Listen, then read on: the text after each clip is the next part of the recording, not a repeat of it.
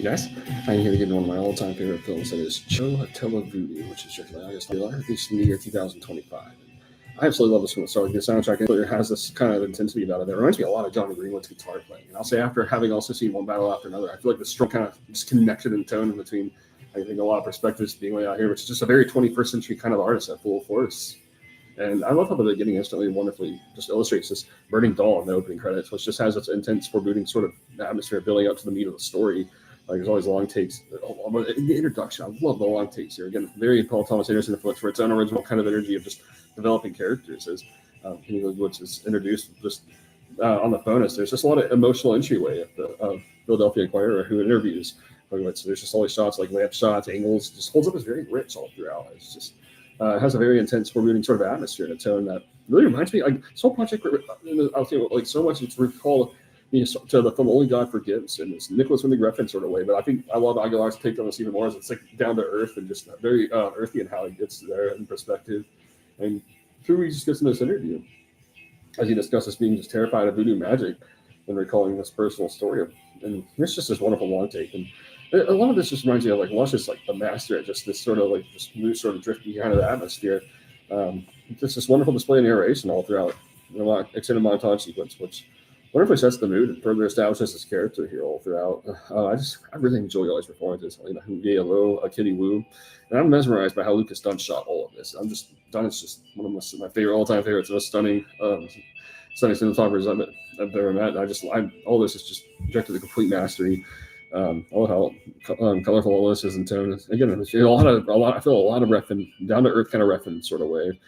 And this movie is just forced into the supernatural sort of world with this cursed sort of element of voodoo that he has, which Mark Aguilar is really honing in on his brand of David Lynch surrealism, that strong display with all this sort of great influence here as it amounts to just a completely original kind of surrealist piece. And of course, you have an Aguilar project, there's got to be this musical montage sequence, in which there is that right in the middle of that, just about this wonderfully portrayed here. It's kind of a feel-good note about all of this. It's Clueless just letting loose and literally holding the fort down. Just some stunning karaoke display. Everyone's just throwing a party. You get a great, fantastic cameo by Eileen Sullivan. The directing is just colorful all throughout. This is all just adds up as it turns out to be something of an ultimate rock star figure. That's what his character reminds me of. He's a rock star personality and figure.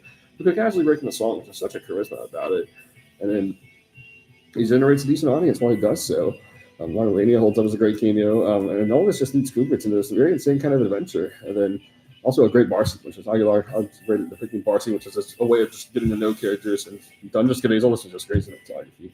Maybe it's just breaks the story back into the present moment with all these wonderful displays. And there's just this youthful energy about it that not only reminds me of Martin Scorsese, but I see a lot of Alejandro Gonzalez Iñárritu's energetic display within Birdman, especially in this project. As well as Christopher Nolan's depiction with the urban atmosphere. It feels like a lot of the Dark Knight influence is being honed in here as something of a superhero identity is being wrestled with and faced. That is just very psychological. It's very psychologically intense as it unfolds. And there's so many details, so many layers about it that just really holds up. It just feels like a lot of the best psychological films that were ahead of their time, like a lot of the early mid-2010s era. I'm thinking a lot of not only God Forgives, but like Drive, The Master, like Inherent Vice, like these kind of films. And Ray Bolton's displayed as an all-time favorite cameo. He's a silent observer who doesn't speak a word in all this, but it all holds up significantly in how it's all established. He ends up having this Western demeanor, which just feels every bit as significant at getting across. That reminds me a lot of like Clint Eastwood, Good, the Bad, the Ugly, as well as Ryan Gosling in Drive, and just he's like Patrick Jones. And then you see like the Kluge has a lot of mystique value built up towards Bolton. It's all just the way it's told and presented. It's very atmospheric and